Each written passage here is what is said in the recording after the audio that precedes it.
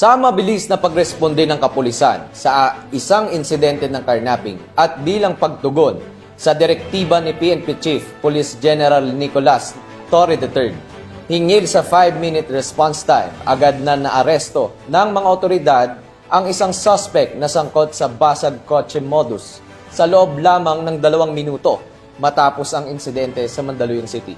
Ang tagumpay na ito ay patunay ng determinasyon ng pambansang pulisya sa napalakasin ang police visibility at epektibong crime response sa pamamagitan ng pinaigting na presensya sa mga lansangan. Alinsunod sa kampanya ng PNP na mas mapababa ang insidente ng krimen at mapanatili ang kaayusan at kapayapaan sa komunidad. Patrolwoman Jenny May Dolor sa report. Walang takas ang sospek sa pagnanakaw sa isang kotseng nakaparada lamang sa parkingan sa kahabaan ng Boni Avenue, Barangay Plainview, Mandaluyong City.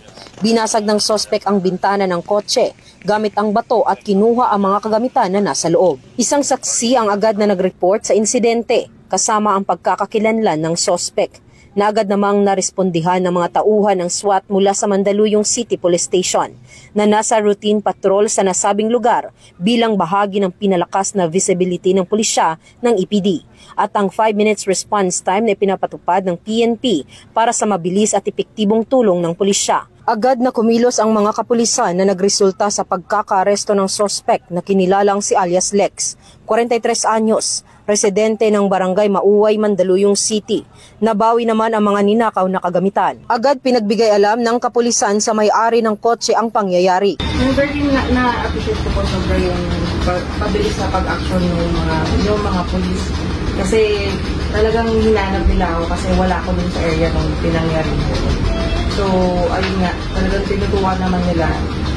Matapos basahan ng kanyang karapatan, ang sospek ay kasalukuyang nasa kustodiya ng Mandaluyong Custodial Facility at nahaharap sa kasong theft. Ang maagap na pag-report at malasakit ng mamamayan ay isang malaking tulong sa tagumpay ng operasyong ito.